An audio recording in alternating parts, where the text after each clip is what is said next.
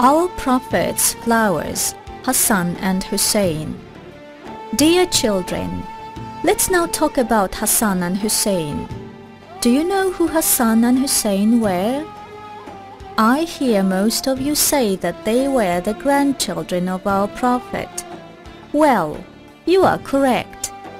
They were our beloved Prophet's precious grandchildren. Let's find out about the memories of them. Dear children, one of the people who was said to look most like our Prophet was Khasan. He was the first child of Ali and Fatima. Khasan was born 3 years after the Hijrah. Khuseyen was born 1 year after. Both Khasan and Khuseyen earned the love and attention of our beloved Prophet from the moment they were born. When they were born, it was our Prophet who read azan into their ears. Our beloved Prophet used to pray for both of them all the time like this: Dear Allah, I take refuge in you. Protect these two children from the bad or evil and from bad people. The Prophet would say that this prayer was the same prayer which Abraham had read to his sons Ismail and Isaac, and which Jacob had read to his son Joseph. Our Prophet from time to time would call his grandchildren to come to see him, sometimes, and would embrace and kiss them. The Prophet would say, These are the two flowers of my world. Do you know what the flower called Rayhan is, children?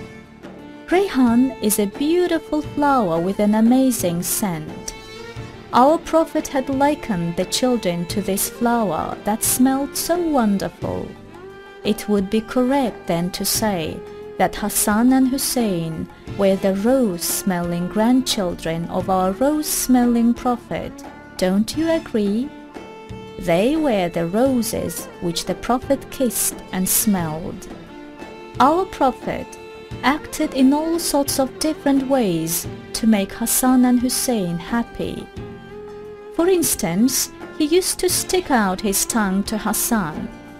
When he saw the redness of our Prophet's tongue, Khasan would find this very amusing and laugh.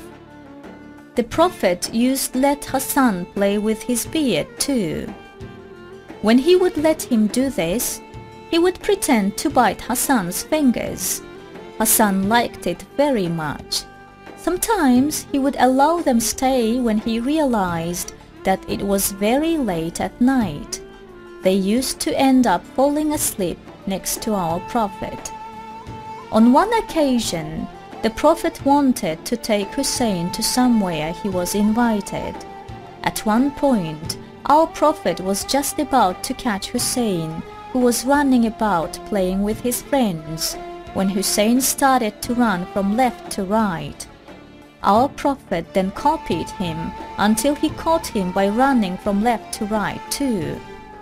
In the end, our Prophet caught Khuseyen in his arms and kissed him.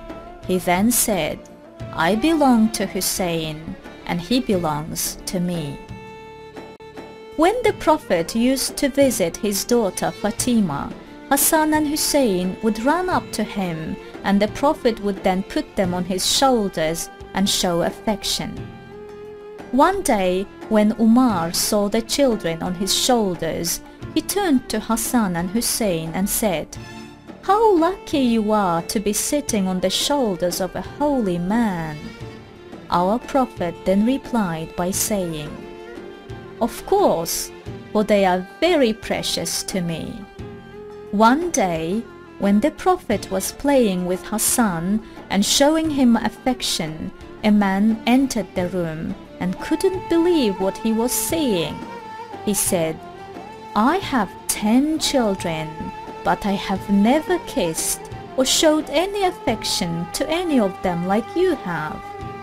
The Prophet then replied meaningfully and said, Allah has taken away all of the mercy from your heart. What can I possibly do for you? The Prophet, who loved his grandchildren dearly, used to carry them on his shoulders and would take them to the mosque.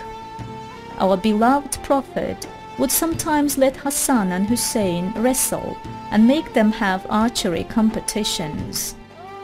However, the Prophet never took sides and acted evenly towards both of their children.